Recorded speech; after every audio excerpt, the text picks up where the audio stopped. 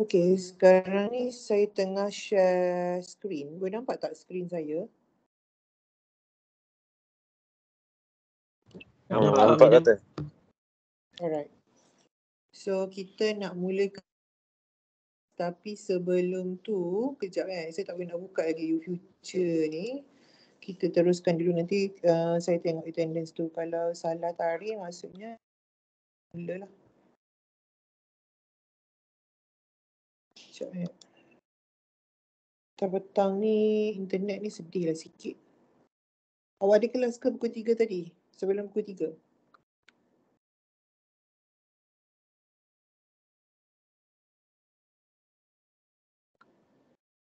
Tak ada, madam.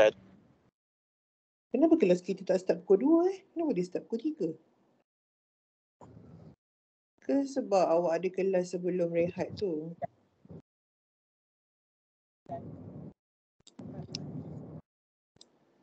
Pagi dia ada.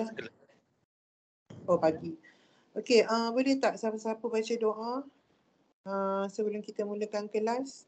Hafiz Aiman ada tak?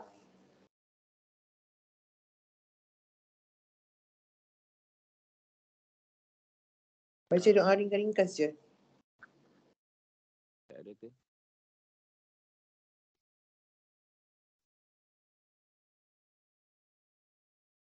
Tak dengar Hafiz. Hafiz unmute.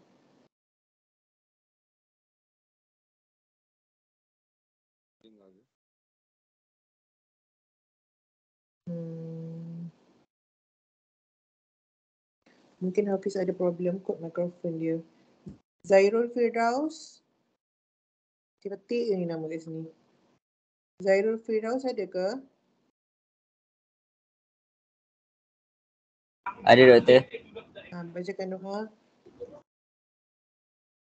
Bismillahirrahmanirrahim. Allahumma aftah alaina hikmataka wa anshur alaina min khazaini rahmatika ya arhamar rahimin. Rabbi shrah li sadri wa yassir li amri wahlul 'uqdatam min lisani yafqahu qawli. Rabbana atina fid dunya hasanah wa fil akhirati hasanah wa qina azabannar. Wa sallallahu ala sayyidina Muhammad wa ala alihi washabihi wasallam. Subhana rabbika rabbil izzati amma yasifun wa salamun ala mursalin walhamdulillahi rabbil alamin. Amin. Terima kasih. Okey kelas, so hari ni kita nak continue dengan kita punya lesson, iaitu masih lagi dalam topik yang pertama, Introduction to Statistics. Okey, kalau suara saya terputus-putus ke, bagi tahu saya. Kalau tak dengar suara, boleh bagi tahu dalam Telegram. Okey, so untuk kelas yang lepas, pada kelas pertama, saya dah masukkan nota, saya masukkan video recording, saya masukkan juga scheme of work dan juga briefing tentang group project ke dalam Google Classroom, so boleh buat rujukan. So hari ni kita nak sambung kita punya topik satu. So siapa yang boleh yang belum lunch tu bolehlah sambil-sambil lunch, sebabnya kita masih lagi dalam topik satu berkaitan dengan Introduction to Statistics. So kita masih lagi dalam topik-topik definition dan pengenalan kepada statistik. So tak ada lagi kira-kira, belum masuk lagi. Okay, so awak hanya akan mendengar saya memperkenalkan kepada awak statistik lah. So awak boleh dengar-dengar sambil makan ke, sambil jajan ke. Jangan tidur. Okay, janganlah dengar sambil tidur. Alright. So, last class kita dah tengok apa dia yang dikatakan sebagai knowledge of statistic. Di mana statistik ni dia melibatkan process of collecting, lepas tu kita simplifying, lepas tu kita analyzing, and then kita present kita punya study tu. Okay, and somehow sometimes at the end of the process kita akan making a decision ataupun making a conclusion based on the analysis yang kita buat. Itu adalah proses statistik. Okay, and then kita tengok yang statistik ni dia terbahagi kepada dua jenis, iaitu descriptive statistik dan juga inferential statistik. Di mana descriptive statistik ni dia adalah proses statistik yang melibatkan proses collect, summarize, dan kita present kita punya data yang kita summarize, yang kita measure tu dalam bentuk informative way. Sama ada graph ke, histogram ke, kita cari dia punya mean, kita cari dia punya median, kita cari dia punya standard deviation, variance dan sebagainya. Itu descriptive statistic. Manakala the other one of the statistic is inferential statistic. So inferential statistic ni is more to the statistik yang kita deal dengan making decision ataupun we come into conclusion ataupun kita buat inference berkaitan dengan kita punya observation.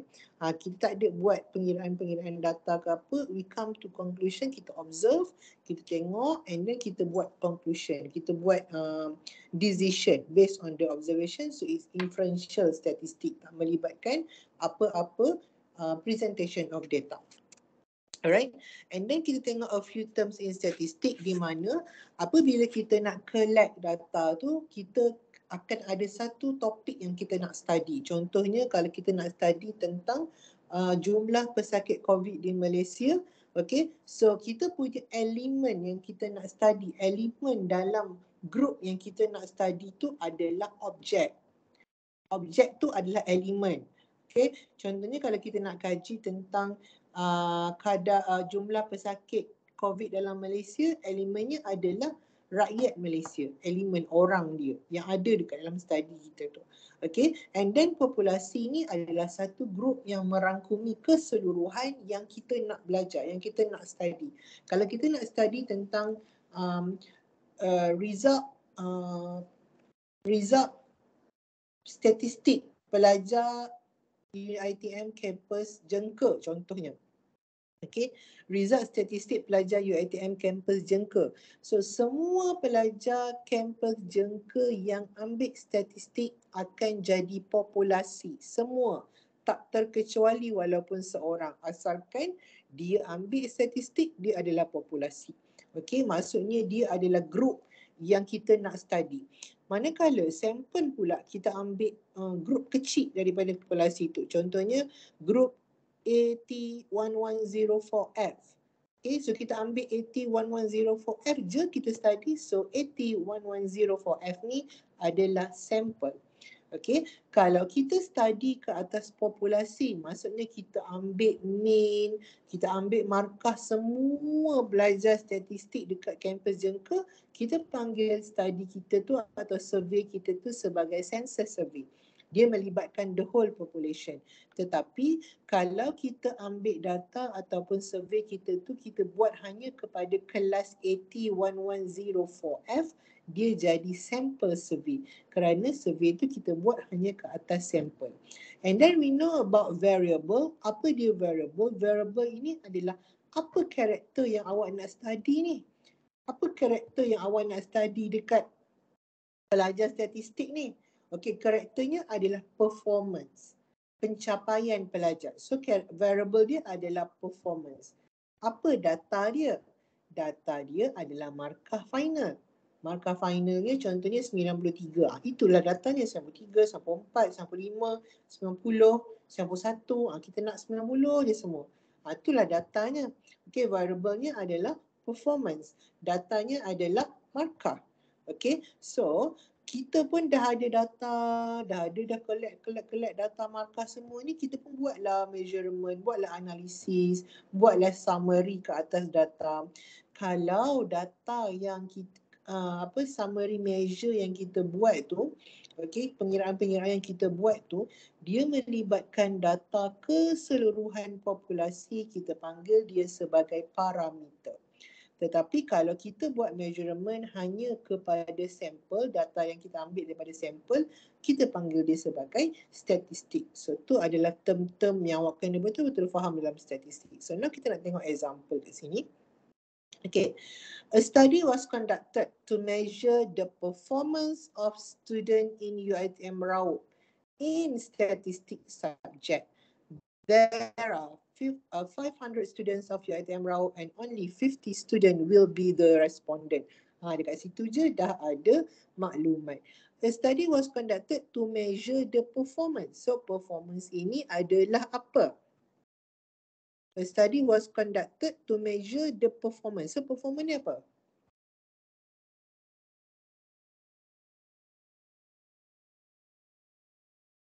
Performance apa kelas?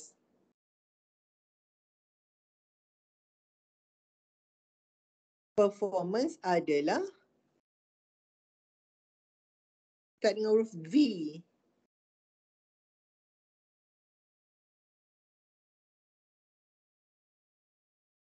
Performance adalah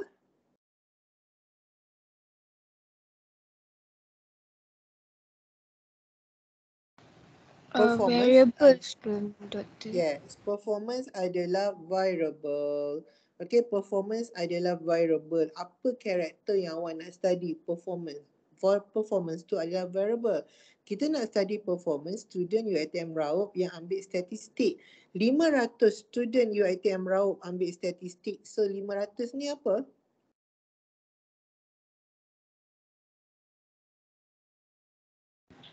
Elemen 500 Population. 500 student. Population. Okay, elemen student. 500 student tu adalah population. Okay, good try. So 50 student will be the respondent. So 50 student ni apa?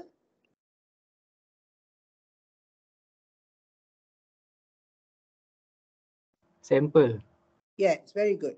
50 student tu adalah sample. So in this study, all 500 student in UiTM Raup who take the subject are the population. So semua 500 ni adalah population. We want to know the performance of students. So performance ini adalah variable. Performance adalah variable. Okay, the measurement we use to analyze the performance of student can be the test mark. So test mark will be the data. Okay, variable ni performance, data dia adalah markah test. Okay, so the data would be a collection of test marks. So the element or the experimental unit of this study are all student. Okay, so elemen dia tadi adalah student. Okay, elemen student, 500 student tu populasi. If we want to attempt to collect all result of all student who take the subject, then it is considered to be a census survey. Kalau kita nak ambil data daripada the whole population, so survey tu dinamakan sebagai census survey sebab dia melibatkan populasi. Out of all 500 student, it is easier to collect a subset or subgroup selected of a population. Let's say we choose 50 out of 500, so this is considered to be a sample. Okay, instead of kita nak ambil data keseluruhan 500 yang ramai tu, kita ambil data 50 orang je lebih mudah. So 50 orang student tu kita panggil dia sebagai sample. Alright, let's say the mean population is a parameter. Mean population tu adalah parameter. The term parameter is used to describe a summary measure for the entire population. Okay, so kita kira purata kepada keseluruhan populasi. So bila dia melibatkan keseluruhan populasi, dia panggil measure itu sebagai parameter. Tetapi kalau dia hanya melibatkan sampel, okay, dia describe measure for sample, melibatkan sampel, so kita panggil dia sebagai statistik. So awak kena fahamlah term-term ni. Okay, statistik tu apa, parameter tu apa, census survey apa. Alright class, so next untuk kita punya lesson hari ni kita akan tengok yang pertama adalah type of variable. Okay, so type of variable ni tadi kita dah tengok dah karakteristik yang kita nak study. Contohnya performance ataupun ketinggian contoh. Okay, so type of variable ni dia ada dua type. Type yang pertama adalah kualitatif. Type yang kedua adalah kuantitatif. Okay, kualitatif dengan kuantitatif. Awak nak bezakan kualitatif dengan kuantitatif ni mudah. Kuantitatif, perkataan dia, hint dia adalah quantity. Bila dia melibatkan quantity, okay, contohnya, okay, dia kata kat sini quantitative variable adalah data measures in numerical form. Numerical form ni maksudnya adalah nombor. Data kita tu kita dapat dalam bentuk nombor, so dia automatik menjadi quantitative variable. Okay, kalau data kita tu bukan dalam bentuk nombor, dia adalah kualitatif. Okay, so kualitatif adalah data measures in non-numeric form. Maksudnya dia bukan dalam bentuk nombor. Contoh untuk kuantitatif ni income. Income ni gaji. So kalau orang tanya berapa gaji awak akan jawab berapa? Awak akan jawab 3,000 contohnya, 4,000 contohnya. So gaji ni kalau kita tanya, data yang kita akan dapat dalam bentuk nombor. So dia adalah kuantitatif data ataupun kuantitatif variable. Lagi contoh tinggi. Kalau kita tanya, tinggi awak berapa? Dia akan bagi jawapan tinggilah sikit, tinggilah rendah sikit. Tak ada. Dia akan bagi tahu exactly what is your height. Okay, contohnya 140 cm contoh. Okay, 160 cm, 170 cm. So data dia dalam bentuk nombor. So when the data dalam bentuk numeric form, nombor, dia adalah kuantitatif data. Manakala kalau data tu bukan dalam bentuk nombor, dia dalam bentuk yang bukan nombor. Contohnya kita tanya pasal jantina, gender. Selalunya kita tanya kat jantina ni sebenarnya tak payah tanya. Kita boleh nampak secara fizikal, tapi katakanlah kan dekat dalam borang nak isi gender perempuan ke lelaki. So jawapan kita either perempuan atau lelaki. Dia tak ada gender 1 ataupun gender 10, tak ada. Gender ada 2 je, perempuan ke lelaki. So dia bukan dalam bentuk nombor. So itu adalah contoh kualitatif variable. Ataupun race, bangsa, Malaysia, Malay, Hindu, India, Cina, bangsa pun kualitatif sebab dia bukan bentuk nombor. Religion, agama. Awak agama apa? Islam. Awak agama apa? Buddha. Awak agama apa? Kristian. So agama pun antara contoh variable yang merupakan kualitatif kerana kita akan dapat dia dalam bentuk non-numeric, bukan nombor. Alright. So untuk kuantitatif pula, dia terbahagi kepada 2. Daripada awal kita belajar asyik terbahagi kepada 2. Okay. So variable terbahagi kepada, statistik terbahagi kepada 2. Deskriptif dengan inferential. Variable terbahagi kepada 2. Kuantitatif dengan kualitatif. Kuantitatif terbahagi pula kepada 2 iaitu discrete dan juga continuous variable. So apa dia discrete variable? Apa dia continuous variable? Kalau discrete variable, dia adalah data that can be measured precisely. Data yang kita boleh ukur secara precisely. Precisely ni maksudnya secara tepat. Okay, secara tepat. Dan one of the method untuk kita dapatkan data tu adalah counting. Counting ni maksudnya kita kira. Apa contohnya? Contohnya macam kalau saya tanya, awak ada berapa handphone? Awak takkan jawab, rasanya macam 2.3 handphone. Mana ada handphone yang 2.3? Dia mesti whole number, 1, 2, 3. Ada 3 handphone. Kawan ni ada 5 handphone. Yang kawan ni ada 7 handphone. So boleh bagi data tu secara tepat. Bukan agak-agak. Awak ada berapa adik-beradik? Rasanya macam 5.9. Kenapa 5.9? Sebab belum lahir. Tak ada. Yang belum lahir tu kita tak kira lagi. Kita tak kira lagi. Dia sama ada 4, 3, 2, 1, 6, 7 nombor bulat. Awak boleh bagi tahu saya dia punya quantity tu exactly the quantity. Okay. Tapi kalau continuous variable, dia adalah data that can only be approximated to some degree of accuracy using measuring device. So measuring device ni Hindia. Approximated ni pun Hindia. Apa maksudnya? Kalau continuous variable, dia adalah data yang kita tak boleh bagi secara tepat. Kita hanya boleh bagi anggaran. Dan untuk kita mengukur data tu, dia kena guna alat pengukur, measuring device. Contohnya adalah berat. Okay. Kalau awak naik penimbang, ada jarum tu kan. Kejap-kejap dia ke kiri, kejap-kejap dia ke kanan. Kadang-kadang dia bergoyang-goyang kat tengah-tengah tu. Tak tepat. So bila macam tu, kita hanya boleh bagi anggaran. Kalau saya tanya berat awak berapa? 70.3. Dia ada point, anggaran. Sebab dia tak boleh bagi tepat. Okay, kalau kita naik yang digital scale pun, kadang-kadang kita gerak sikit dia dah turun satu, kadang-kadang naik satu macam tu. Dia hanya boleh estimate data tu, tak boleh bagi tepat, dia tak boleh kira pun. Saya tak boleh nak kira, saya tengok awak 1, 2, 3, oh ni 3 tinggi dia. Tak boleh, tak boleh.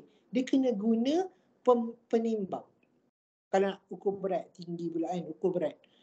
Kalau saya tengok awak, oh ni berat dia, kita nak bilang 1, 2, 3, 4, oh tak boleh. Tak boleh bilang. Okay, nak tahu berat kena guna penimbang. Nak tahu tinggi kena guna tape. So data-data macam tu kita panggil dia sebagai continuous data. Alright, apa dia example discrete data dengan continuous data? So example untuk discrete data yang pertama adalah number of students. So kalau saya kata berapa number of student yang ada dalam group AT1104F, awak boleh bagi dengan tepat 21. Tepat nombor dia 21, tak ada lain, tak ada jawapan lain, itulah jawapannya. Okay, number of line at a bank, number of line at a bank. Kalau kawan awak tanya, tadi kau pergi Maybank kan, ramai tak orang, ada berapa line kat depan kaunter. So kita macam boleh bagi tahu rasa macam ada 7 line exactly. Walaupun salah lah, kalau mungkin je 6 line, tapi salah tu bukan because of the data, sebab awak yang tak ingat macam tu. Tapi data tu kita boleh bagi precisely, exactly. Kalau ada 7 line, 7 lah kita sebut. Kita tak sebut macam 7,5 kot, sebab satu lagi tu setengah je. Tak boleh. Berapa line-nya? 7 line. Okay, saiz kasut. Saiz kasut ni, okay, walaupun macam kasut kita ni kadang-kadang tahun ni saiznya 4, tahun depan saiznya 5. Tapi itu bukan sebab data, itu sebab pembesaran awak. Okay, kalau tahun ni awak gemuk sikit, tahun depan awak kurus, mungkin awak boleh muat je kasut saiz 4. Contohnya lah kan. So kasut pun adalah, saiz kasut pun adalah discrete data. Kerana kalau saya tanya, awak punya saiz kasut berapa? 4, 7, 8. Dia boleh bagi exactly size. Okay, kebiasaannya saiz kasut ni dia ada whole number. Kecuali kalau saiz UK tu mungkinlah kot ada 4,5. Tapi 4,5 pun 4,5 je lah. Dia tak ada 4.3, tak ada. Okay, tak ada 4.3. Dia sama ada 4, 4,5, 5. 5, 5,5, 6. 6, 6,5, 7. So kalau saya tanya awak, saiz kasut awak berapa? 6,5. That's the only answer.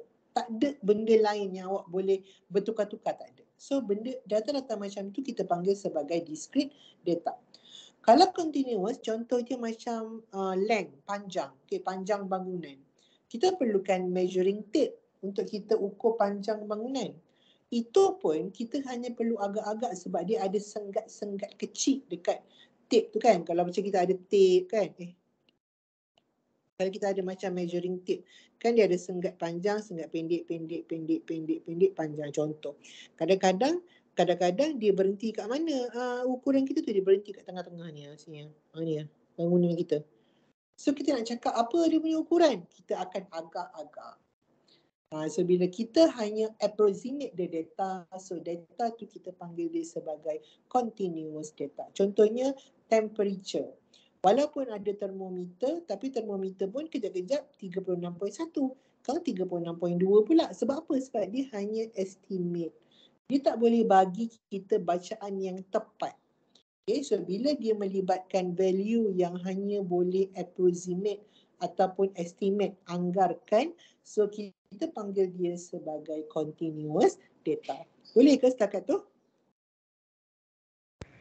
Boleh, Doktor. Alright. Boleh, Kita Doktor. teruskan. Bagi saya masa berapa setengah jam nak minum.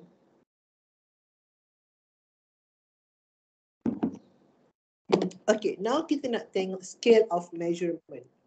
Okay, skala pengukuran. So, bila kita dah ada variable, kita tahu yang variable kita ni terbahagi kepada dua, iaitu quantitative and qualitative.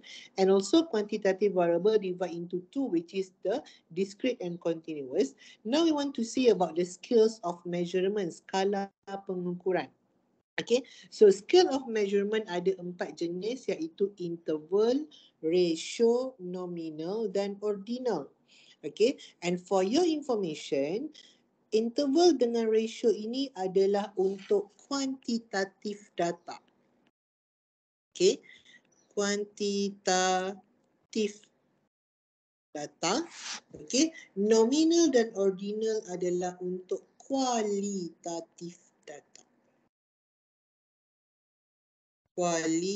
Kualitatif. Banyak pula.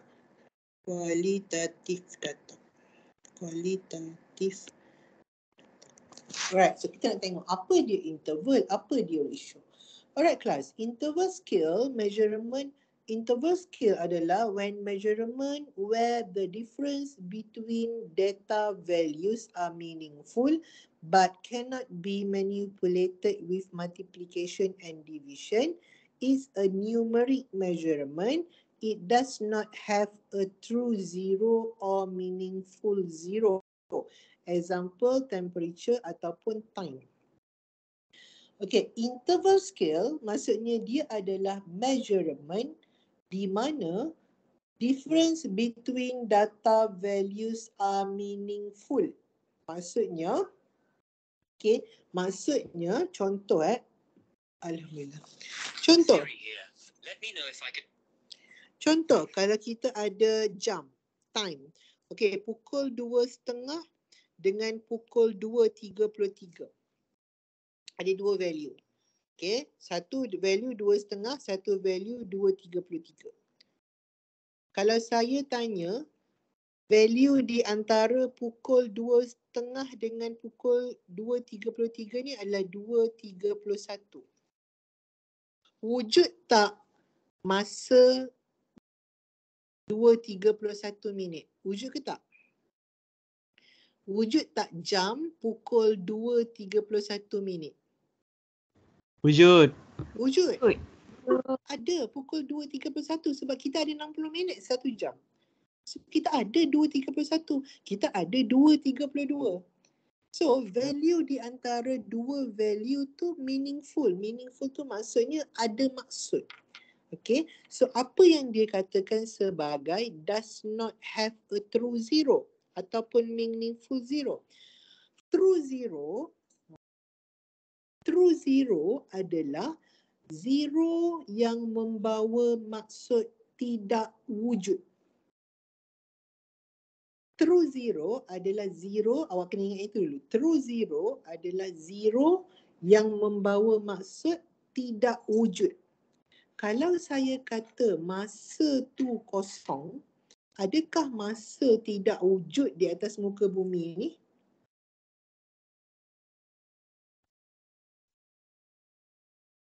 Masa akan sentiasa wujud. Ada je masa. Contohnya kalau saya bagi tahu dalam grup tadi, kita start kelas pukul 3.30. Okay, so kalau pukul 3 suku ada orang tanya dekat awak, dah berapa lama kelas start? Sama ada awak cakap belum start ataupun awak cakap 0 minit. Adakah 0 minit tu menandakan yang tak ada, masa tu tak ada, masa tu tak wujud? Tak.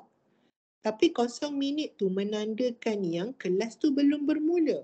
So waktu belum bermula, waktu ada, belum bermula. So maksudnya measurement kita tu dia tidak mempunyai true zero. Sebab kalau zero, dia bukanlah menunjukkan yang masa tu tak wujud. Masa tu wujud. Cuma dia belum bermula. Sama dengan temperature. Okey, saya keluarkan daging dalam peti. Kalau dalam peti daging saya negatif darjah Celsius, negatif 4 katakan. Okey, saya pun keluarkan daging nak masak. Saya letak dekat luar sekejap, temperature saya jadi 0. Adakah bermaksud daging saya tu tak ada suhu? Ada suhu ke tak ada suhu daging saya? Ada. Ada. Sebab kejap lagi, kalau awak tunggu lagi sikit, dia punya suhu dah jadi 2. Maksudnya, 0 darjah Celsius tu bukanlah menunjukkan yang suhu tu tak wujud. Suhu tu wujud, cuma suhunya 0. Itu yang dimaksudkan sebagai true zero. So, untuk interval scale, dia adalah measurement yang tidak mempunyai true zero. Maksudnya, kalau kita cakap 0, 0 tu ada maksud. Macam masa tadi belum mula. Kalau temperature dia 0 lah. Mungkin dia baru melepasi tahap beku sementara nak naik ke temperature yang positif. Tapi temperature tu ada. Itu interval scale. Dia berlainan dengan ratio scale. Okay, ratio scale pun untuk kuantitatif data juga. Okay, dia berlainan dengan ratio scale. Ratio scale, dia similar to interval scale except they have a meaningful zero. Tadi saya kata meaningful zero tu apa? Meaningful zero tu adalah zero yang menunjukkan bahawa benda tu tak wujud. Contohnya adalah tinggi. Kalau saya tanya awak, berapa tinggi kotak tu, awak boleh ukur tinggi kotak tu 7. Tapi logik tak logik awak cakap tingginya kosong. In fact, semut sekecil-kecil semut pun ada tinggi mungkin dalam mikrosentimeter atau mikromilimeter. Tapi kalau dia wujud, dia mesti ada ketinggian. Kalau tak ada tinggi ni kosong, maksudnya benda tu tak wujud. Kalau benda tu wujud walaupun sebesar kuman, dia mesti ada ukuran saiz dia. Mesti ada ketinggian lebar dia. Mesti kena ada. Kalau kita kata dia punya tinggi tu kosong, maksudnya benda tu memang tak wujud lah. Sebab benda yang wujud, mesti tinggi dia, mesti ada ketinggian. So data tu maksudnya kalau dia kata kosong, benda tu tak wujud. Sama juga dengan berat. Kalau benda tu wujud, walaupun sekecil-kecil benda, dia mungkinlah ukuran dia mikrogram je. Ataupun milimikrogram, seringan-ringannya contoh kan. Tapi kalau dia wujud, dia mesti ada berat. Kalau kita kata berat dia kosong, maksudnya benda tu tak ada, benda tu tak wujud. So bila benda tu, bila kosong membawa maksud tak wujud, kosong membawa maksud tidak ada, itu kita namakan dia sebagai ratio scale. Itu keyword dia. Kalau interval scale, kosong bukan true zero. Maksudnya kosong tu bukannya tak ada tapi dia membawa maksud lain.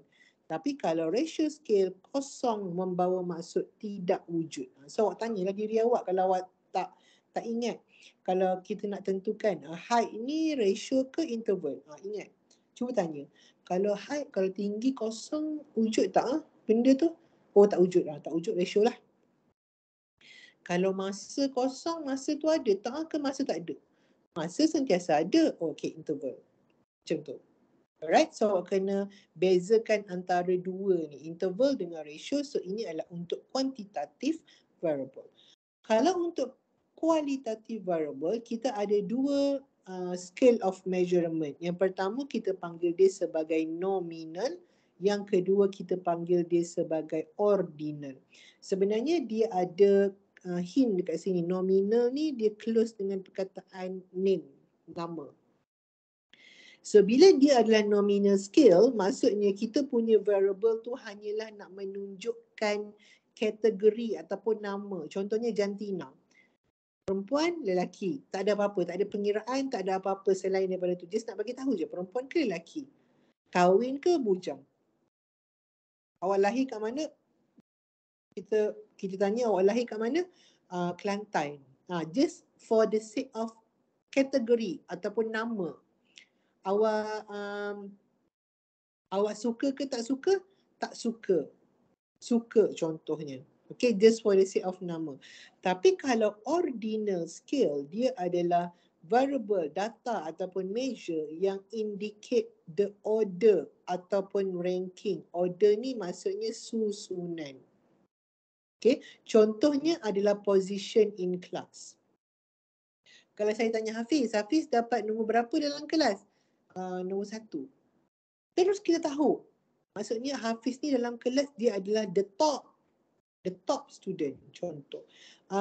Alia dapat nombor berapa dalam kelas? Nombor 30. So kita terus tahu 30 tu maksudnya Alia ni duduk kat bawah. So bila dia punya data tu menunjukkan susunan, so dia adalah ordinal scale. Contoh lagi customer satisfaction. Kalau kita pergi ambil apa-apa servis kan, pergi mana-manalah, ada servis. Okay, lepas kita guna servis tu biasanya dia akan suruh kita isi borang kepuasan hati pelanggan biasanya. So dia adalah questionnaire dia kan. Lepas tu dia letak dekat questionnaire tu. 1, sangat tak puas hati. 2, tak puas hati. 3, sederhana. 4, puas hati. 5, sangat puas hati. So kita pun tanda 5. So 5 yang kita tanda tu, dia mewakili ranking ataupun susunan. Dia dah susun dah. Kalau awak cakap, tadi saya skor yang perkataan yang soalan nombor 1 saya skor 5. Kita dah tahu dah 5 tu yang paling bagus. Dia mewakili ranking. So untuk data-data macam ni, kita panggil dia sebagai ordinal scale. Measurement dia adalah ordinal scale. So itu adalah how you can differentiate between interval dan ratio scale untuk kuantitatif, nominal dan ordinal scale untuk kualitatif. Kalau data kita kuantitatif, kita ada 2 sahaja pilihan, sama ada interval atau ratio kalau kuantitatif. Kalau ratio, kosong maksud tak wujud. Kalau interval, kosong maksudnya ada. Tapi dia mewakili sesuatu nilai. Untuk kualitatif, kita hanya ada 2 pilihan, sama ada nominal atau ordinal. So awak tanya diri awak, adakah data awak tu menunjukkan susunan ataupun ranking atau sekadar untuk bagi tahu je? So kalau sekadar untuk bagi tahu je, dia adalah nominal. Tapi kalau dia untuk ranking, dia adalah ordinal. Okay gitu? Okay, doktor. Alright, good. Okay kelas, next. Kita dah tengok tadi type of variable ada 2, iaitu kuantitatif and kualitatif. Kuantitatif pun ada 2, iaitu discrete dan continuous. And then we move to scale of measurement, ada 4. For kuantitatif ada 2 scale, iaitu interval dan juga ratio. Dan for kualitatif ada 2 scale, iaitu nominal dan juga ordinal. Okay, so now kita nak tengok source of data. Source ni adalah sumber data. Daripada mana awak boleh dapat data awak? Okay, so kita ada 2 sumber data. Again, 2. Okay, is divide into 2. Source of data divide into 2. The first one is primary data and the second one is secondary data. Okay, so primary data adalah first hand data ataupun raw data. Manakala secondary data adalah primary data that has been collected, processed and published for the use of other people. So in easy word, primer adalah first hand, secondary adalah second hand. Apa maksud first hand dan second hand? First hand maksudnya adalah awak sendiri yang pergi cari data tu. You are the first one yang dapat data tu, bukan dapat daripada orang lain. Okay, contohnya kalau kita nak cari data pertumbuhan pokok. So apa yang kita buat? Kita pergi dekat ladang, satu ladang kelapa sawit lah contohnya, kita nak cari data pertumbuhan pokok, kita pun pergi ladang kelapa sawit, lepas tu kita ukur pokok tu. Lepas tu kita tulis. So you have your raw data ataupun first hand data kerana data tu tak ada orang lain dapat. Awak orang pertama. Itu adalah primary data. Okay. Maksudnya di antara data dan juga awak tiada perantara. You are the first one yang dapat data tu. You are the first one yang analyse data tu. You are the first one yang gunakan data tu untuk buat conclusion ataupun inference. Okay. Dia berlainan dengan secondary data. Secondary data ni adalah kita ambil data orang. Contohnya macam kes COVID di Malaysia. Kita pun Google jumpa laman web KKM, kita ambil apa yang dah tulis dalam tu. So itu kita panggil sebagai secondary data. Kerana bukan kita yang pergi kira berapa banyak pesakit COVID dekat Malaysia ni. Kita ambil apa yang KKM dah sediakan, KKM dah analysekan. So itu adalah secondary data, data di pihak yang kedua. Maksudnya di antara kita dengan data ada KKM. Contohnya. Okey, ada perantara. Okey, ataupun katakanlah saya nanti nak suruh awak cari data. Awak pun Google. Sekarang dekat internet ada banyak. Data stream ada macam-macam inilah untuk cari data. Awak pun Google, awak pun jumpalah data brand kereta terhangat di pasaran. Okay, data tu kita tak panggil dia sebagai primary data sebab analisis tu orang lain dah buat, awak ambil je daripada internet. So itu kita panggil sebagai secondary data. Alright, interviewer can carry out the research and obtain data directly from respondents. So kalau primary ni maksudnya nak tak nak kita sendiri yang kena cari data sendiri. Sama ada awak interview ke, awak buat questionnaire ke, awak buat observation ke, you are the one yang record the data and use the data and analyze the data. But for secondary data, you can obtain the secondary data daripada newspaper, daripada economic report, daripada annual report of companies ataupun ada sources, contohnya buku teks, internet. Okay, so itu adalah secondary data. So, untuk primary data dan secondary data, dia akan ada advantages dengan dia punya disadvantages, faedah dengan keburukan dia, kebaikan dan keburukan lah. Kalau kita nak guna primary data, ada kebaikan dia, ada keburukan dia, sama juga dengan secondary data, ada kebaikan dia, ada keburukan dia. But then, for your information, both data are accepted for analysis. Okay, kalau macam kita nak guna second data pun tak ada masalah. Cumanya adalah kekurangan dia di sana sini compared to primary data. So kalau awak tengok dekat sini, advantage primary data lagi banyak daripada advantage secondary data. Disadvantage primary data lagi sikit daripada disadvantage secondary data. So kita tahulah yang mana yang lebih baik, iaitu dengan mendapatkan primary data, raw data. Okay, kenapa? Kenapa raw data lagi baik? Yang pertamanya dia kata dekat sini, raw data ini more accurate, reliable dan up to date. Mestilah more accurate. Kalau katakanlah kita ni yang buat research ataupun yang kita study ni kan, contohnya kita nak data ketinggian data pertumbuhan pokok kelapa sawit. Kita pun pergi ukur. Mana ada orang yang kalau dia punya research, dia punya kerja, dia ukur main-main. Mesti dia ukur exactly. Apa yang ada tu, itulah diukurnya. Okay, guna tape ukur betul-betul. So awak akan dapat data yang lebih accurate berbanding dengan secondary data. Secondary data kita tak pasti. Kita tak cakap dia accurate. Kita tak cakap dia tak accurate, tapi kita tak pasti. Sebab kita tak tengok pun orang tu ambil data macam mana. Tapi kalau primary data, kita boleh confirm yang dia itu lebih accurate kerana kita sendiri yang dapatkan data tu. Reliable, of course lah kita akan dapatkan data yang reliable, maksudnya yang logik lah. Okay, yang bersesuaian and up to date. Of course lah up to date sebabnya bila kita perlukan data tu baru kita pergi ambil. So dia akan dapat data yang terkini. Kalau data secondary kita ambil kat internet, entah-entah dah 2 tahun lepas punya. Data yang terbaru dia tak update lagi, tapi kita tak boleh nak buat apa-apa sebab kita tak tahu pun nak ambil data tu macam mana. So kita ambil je data yang 2 tahun lepas. So dia tak up to date. Okay, so tu adalah perbezaan antara primary dengan secondary. Okay, explain how the fact and figures were gathered and what limitation exists to their use. Okay, explain how the fact and figures were gathered and what limitation exists to their use ni maksudnya dia more kepada because of you are the one yang take your data on your own. Okay, so awak boleh perhatikan sendiri keadaan data tu. Okay, apa kekangan dia masa awak nak ambil data tu, boleh tak nak ambil data tu betul-betul tepat, ataupun mungkin awak rasa macam dia akan ada error 1-2 cm kerana sekian.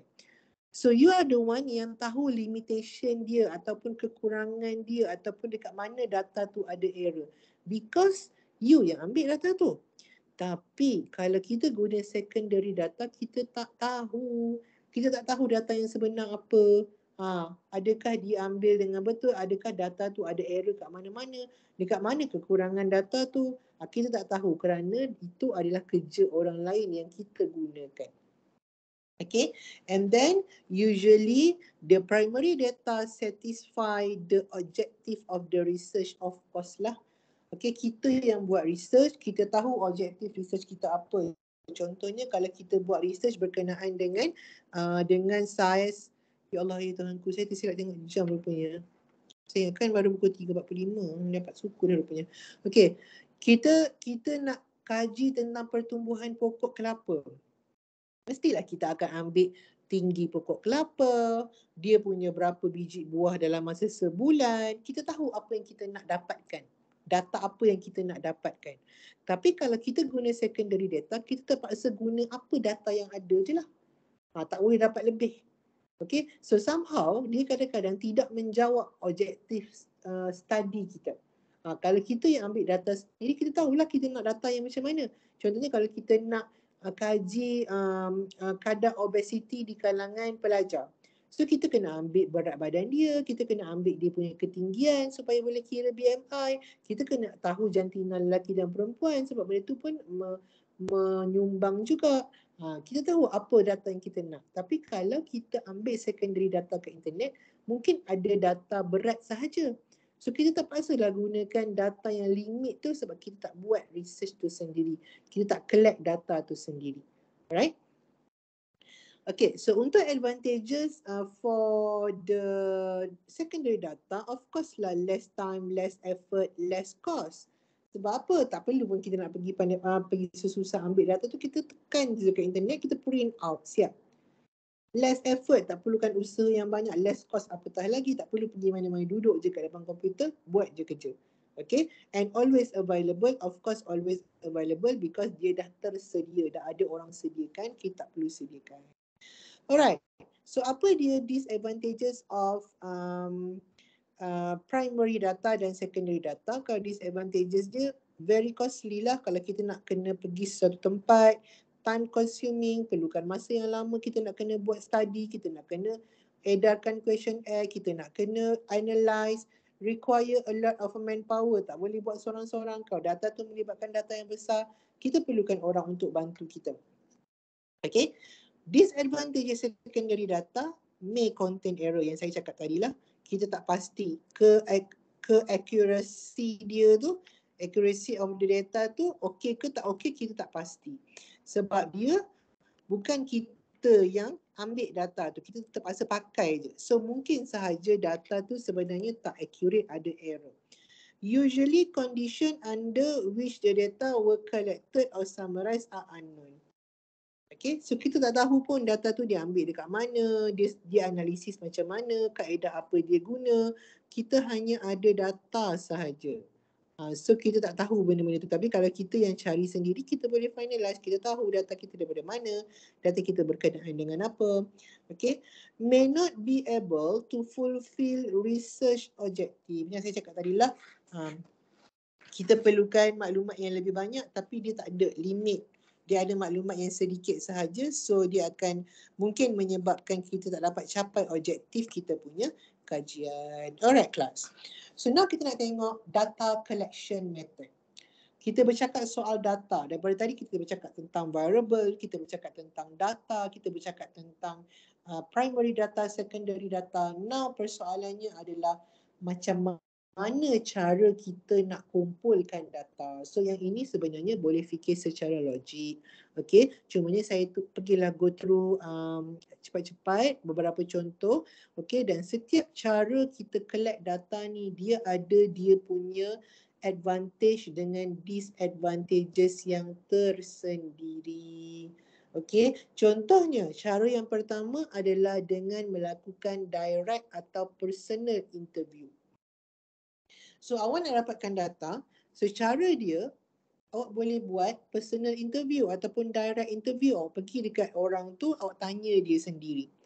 Okay, awak tanya dia sendiri, nanti awak record data awak. So dia adalah advantage dia. Advantage dia, you will obtain higher percentage of response. Kenapa dia cakap macam tu? Sebab bila kita dah jumpa orang dan tanya, of course lah dia akan respon kepada kita punya soalan. Okay, of course lah dia akan respon kepada kita punya soalan berbanding dengan kalau awak bagi dia questionnaire. Dia buka questionnaire tu, dia tengok, sekejap lagi lah jawab, last lupa. Okay, last lupa. Tapi kalau kita buat direct atau personal interview, kita akan immediately dapat respon. Okay. There are many respondents which are cooperative dan non-cooperative. Samalah.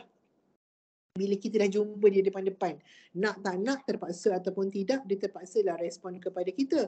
So of course lah dia akan lebih cooperate berbanding dengan non-cooperate. Berbanding dengan questionnaire ni, dia ikut suka dia lah, dia nak jawab, tak nak jawab, dia biarkan sahaja.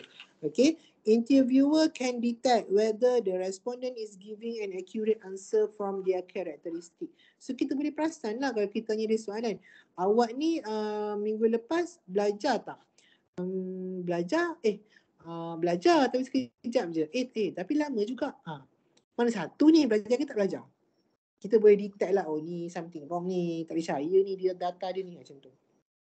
Tapi kalau kita bagi secara questionnaire, belajar ataupun tidak, dijawab belajar, betul ke tak betul, kita pun tak tahu. Sebabnya kita pun tengok data tu atas kertas nanti. So kita boleh detect bila kita buat direct interview ataupun personal interview. Kita boleh tanya a lot of question, of course lah. Dah jumpa depan-depan kan, nak tanya question, tanya je dah terus. Okay, tak perlu tunggu-tunggu pun, boleh terus tanya sahaja. Okay, the interviewer can note specific reaction and the environment surrounding the respondent. Maksudnya, adakah responden tu dalam keadaan baik ataupun masa dia jawab soalan kita tu dia tak sihat. So kita bolehlah pertimbangkan semua faktor-faktor itu yang menyebabkan kepada mungkin ada error pada data kita, macam tu. Alright. So disadvantages dia ada cost yang tinggi. Of course kita nak kena travel, kita nak kena pergi bayar. Kalau kita upah interviewer nak kena bayar. Lepas tu interviewer tu tak boleh sebarangan orang, dia kena train. Interviewer yang train. Kalau interviewer tu macam saya ni, jawapan dia 3 hari pun tak habis interview. Sebabnya baru tu soalan, kita lalu-lalu ke tempat lain. Contohnya lah. Okay, so kalau interviewer yang dah di-train ni, dia tanya soalan, dia tahu dia nak berhenti dekat mana. Dia tahu limit dia. Okay, so kat situ kita kena bayar, kita kena upah orang. Error may occur in recording statement. So masa kita, bila kita jumpa direct, mestilah kita record. So bila record ni, berlakulah error, sama ada recording kita rosak ataupun tersangkut-sangkut, terputus-putus dan sebagainya. Interviewer should be supervised. Time consuming, sebabnya kita perlukan masa untuk travel dan melakukan interview tu, antara contoh lah. Okay, benda ni semua sebenarnya awak boleh baca. Telephone interview, so one of the data collection method adalah telephone interview. Kita telefon, kita tanya melalui telefon pun boleh juga. Walaupun kita tak tanya secara direct, kita tanya melalui telefon. Cumanya limitation dia adalah kita hanya boleh telefon orang yang ada telefon. Tapi zaman sekarang ni siapa yang tak ada telefon, betul tak? Mungkin nenek-nenek tu kita dah boleh exclude lah daripada kita punya study. Okay, only short question can be asked. Sebabnya telefon ni dia melibatkan cost. So takkanlah kita nak tanya dia soalan panjang-panjang. Dan kalau kita tanya soalan panjang-panjang through telefon without berjumpa depan-depan, sometimes dia akan menimbulkan salah faham, misunderstood. Okay, so dia susah sikit. Respond rate is lower than the personal interview. So kalau personal interview ni kita terus jumpa depan-depan, tapi kalau telefon ni mungkin dia tak angkat, ataupun dia angkat tiba-tiba terputus, tak dapat nak telefon balik. Ataupun dia buatlah macam trik, tak larang nak jawab kan. Dia macam hello, tak dengar, mak letak. Kita tak boleh buat apalah. Tapi kalau kita jumpa depan-depan, selagi mana kita duduk dekat depan dia, selagi itulah dia kena jawab soalan kita. Macam tu. Okay. Interviewer has to find the correct time to interview the respondent. Yang ni samalah. Kalau telefon, kenalah cari masa yang sesuai. Tak bolehlah telefon awal-awal ataupun orang tu ada kelas ke apa ke. So kita kena consider all the factor. Okay. So ada advantages dia, boleh baca nanti dan nota. Alright. And also mail questionnaire. Kita boleh hantar questionnaire secara email. Okay, kita buat questionnaire and then kita email. So dia punya kebaikan dia adalah wider region can be covered. Maksudnya disebabkan dia guna email. Okay, so kita tak ada boundary. Kita boleh hantar sampai ke mana-mana, ke seluruh negara, seluruh pelosok dunia kita boleh hantar. Kerana kita hanya menggunakan email dan dia tak ada cost. Okay, advantage dia. Lepas tu, information received from the respondent is free juga. Maksudnya respondent tu balas je lah balik email kita untuk jawab kita punya questionnaire. Tapi dia ada disadvantage dia, macam tadi saya cakap, lowest rate of response. Kalau dia baca email, lepas tu tak nak jawab, dia biar je email awak. Ataupun sila-sila hari bulan dia delete terus. So kita tak boleh nak paksa dia jawab. Okay, respondent may not return the questionnaire. Dah buat-buat tak hantar pula dah. Dia ingatkan dia dah hantar, rupanya tak hantar. Okay, respondent might not understand the question asked. Sebab benda ni benda bertulis.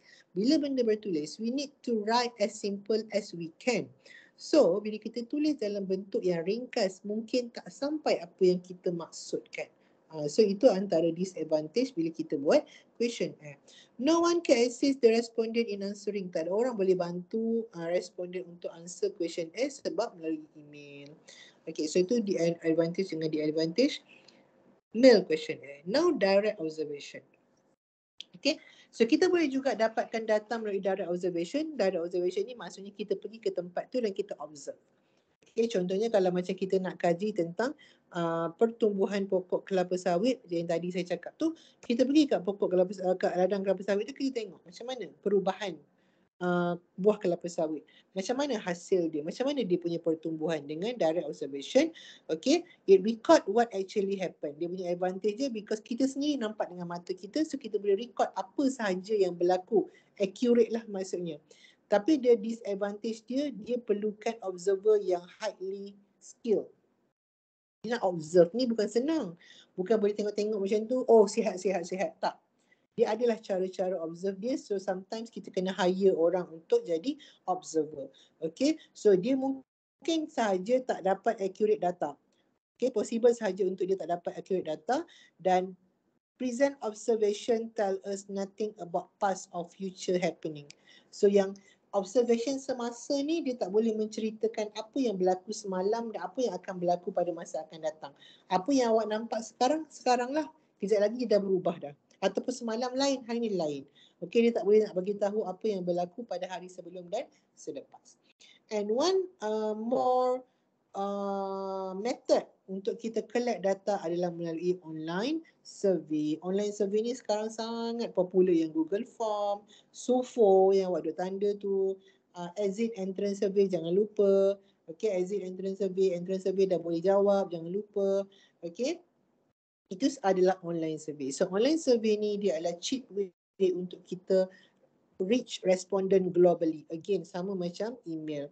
Kita boleh sahaja hantar link Google Form tu kepada siapa-siapa pun, walau di mana pun dia berada, di dunia mana pun sekalipun. Okay, kecuali di planet yang berbeza lah.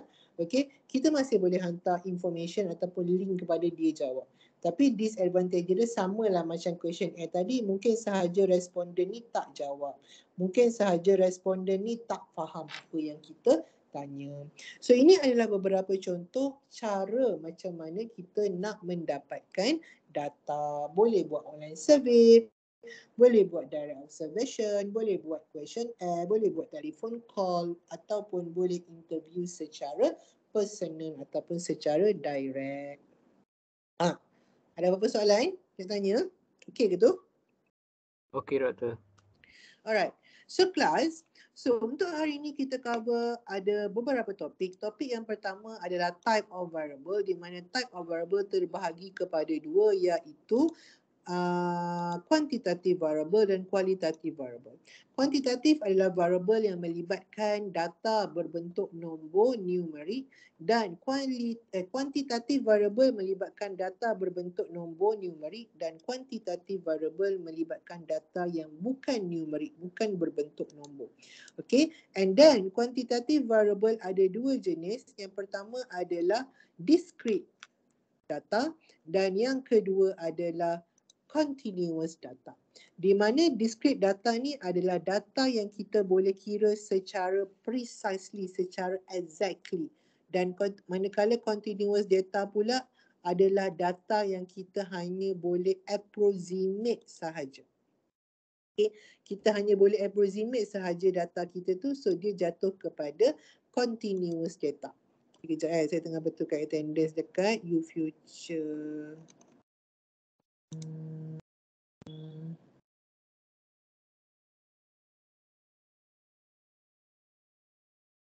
Oh, 29 kan. So 29 ni dah expired. Saya delete dulu.